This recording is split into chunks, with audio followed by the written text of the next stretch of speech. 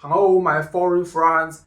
If you are planning to visit China for tourism or research, you should know that life here is quite different from what you might experience in the European Union, Japan, Taiwan, and other places. Many popular apps like Uber, Airbnb, Google, WhatsApp, YouTube, and PayPal are not available in China. There are also many things here that differ significantly from Western developed countries. For example, online shopping is very affordable and express deliveries usually arrive within 2 days in most parts of China. Chinese cities are generally very safe at night, but you should be cautious about food safety. Almost nobody uses cash or swipes a credit card directly. People may pay offline by scanning QR codes, so it's a good idea to get prepared before you set off. So in this video, I will show you how to live more like a local in China to make your journey much easier. I will introduce several essential apps and walk you through common situations like making payments, finding restaurants, booking hotels, taking taxis, buying train or plane tickets, accessing the internet, and more, along with some practical tips for each of those scenarios. The first app is WeChat. Basically, it's the Chinese version of WhatsApp. It's not only an instant messaging app, but more importantly, it's also a powerful payment tool. Whether you are shopping at a local market, buying something online, booking a hotel, or taking a taxi, WeChat is the most widely used way to pay in China. To use the WeChat Pay, the first step is to link a credit card. Next, you can scan the QR code provided by the merchant to complete the payment. In this case, the WeChat app simply functions like a POS terminal. However, credit cards may not work with small vendors or individuals, as many of them don't support credit card payments. So I advise you to also link a debit card with RMB in it, or preload some money into your WeChat wallet balance, maybe a few hundred RMB, which you can then use for spending or transferring directly to others. When you are ready to pay, you can either tap the scan button to scan the merchant's QR code, or show your own payment code by tapping this. Another important feature in WeChat is mini programs. These are like lightweight apps, more powerful than a regular web page, but not as fully featured as a standalone app. To access them, swipe down on the main screen to open the mini program panel and search for the one you need. You will often use mini programs to do things like book hospital appointments or buy tickets for tourist attractions. WeChat also keeps a record of mini programs you have used, so you can easily find them again.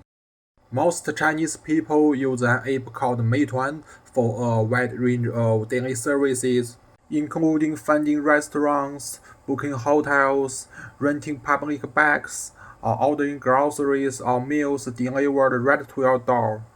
Some of these apps, such as Meituan, don't support English at all, so it's a good idea to use them with the help of a photo translation app on another phone. To find a place to eat, tap this button, search for a restaurant and place your order directly through the app. You will get a QR code with your order, just show it when you arrive. I recommend doing this for 3 reasons. First, it's usually cheaper to order through the app than to pay in person. Second, the set meals listed by restaurants often include their most popular dishes, which saves you from having to make too many choices. Third, each order has user reviews, so only merchants who are confident in their service quality and hygiene tend to list themselves here. You can filter restaurants by rating, distance, and cuisine type. You can also book hotels through Meituan. The process is almost the same as finding a restaurant, so I won't go into detail here. Meituan also lets you rent public bags. Just tap this icon, scan the QR code on the bag, and right away. It usually costs about 20 US cents per half hour. If you see bags that look like this, they are operated by Meituan. If you are hungry or just want to buy some fruit, but don't feel like going outside, you can use these two services. This one is for hot food delivery. This one is for groceries and daily necessities. Just place your order and wait. A delivery person will usually arrive within an hour. Train tickets or plane tickets are also available here. Next is map. When you are out and about, having a reliable map is essential to know where you are and to plan your route. Google Maps is the most popular navigation app in the world, but as you probably know, Google services are not available in China. Even if you manage to access it through a VPN, Google Maps lacks detailed data for Chinese cities, so it's not a practical option. Instead, I recommend using Amap or Baidu Map. These apps work very similarly to Google Maps. You can search for locations, plan routes, or even find restaurants and book hotels, just like on Meituan. The next app is Didi, China's version of Uber. In Chinese cities, waving your hand to hail a taxi usually doesn't work, so this app is essential for getting around. Didi offers different types of rides. The most commonly used options are called Express and Flash. They are cheaper than others, and drivers respond quickly. These cars are usually compact models like Toyota Corolla or Honda Civic. After you book a ride, the driver will often try to call you. If you don't speak Chinese, I suggest sending them a message like this. I'm a foreigner and don't speak Chinese. Please don't call me. I'll wait for you at the exact pickup location and identify your car by license plate. Translate this into Chinese and send it via the app. It really helps avoid confusion. Also, keep in mind, most highways in China are toll roads, and drivers will usually charge you an extra fee, about 10 US cents per mile, especially when you are heading to or from an airport. Just like Meituan, Didi also has public bags. You can rent one by scanning the QR code. Didi's bags are green ones like this. You will definitely need a local SIM card to stay connected while you are in China. You can buy one at the airport. Chinese telecom operators offer short-term tourist SIMs, usually valid for about 1 month. These cards are designed specifically for foreign visitors, and they are convenient to set up. However, they are more expensive than the long-term plans locals use, typically around 15 US dollars per month. The next must-have app is a VPN, because many apps you use every day, like Instagram, Google, WhatsApp, YouTube, and Facebook, are blocked in China. I personally recommend an app called NiceVPN. It's also the one I use every day. I have tested many VPNs, and this one has been the most stable and reliable so far. It costs around 5 US dollars per month and is very easy to set up. The next useful app is a translation tool. If you have traveled internationally before, you probably already have one you are comfortable with. But if not, I recommend trying HiTranslate. It's the one I personally use. Next, let's talk about online shopping. Since luggage on flights usually has weight restrictions, and most power banks are not allowed in carry-on baggage, I recommend that you only bring essential or valuable items with you and buy the rest after you arrive in China. You can easily order things like umbrellas, towels, mosquito repellent, letters, and more on apps. For foreign visitors, I recommend just two online shopping platforms.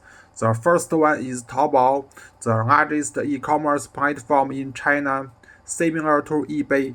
Its biggest advantage is the incredible variety of products. You can buy expensive items like TVs and iPhones, or super cheap items for as little as 20 US cents.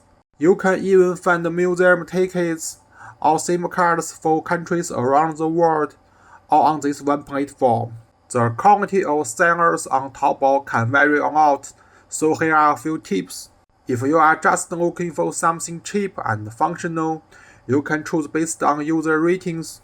But if you care more about product quality, it's best to buy only from shops with this Tmall label. Delivery is fast.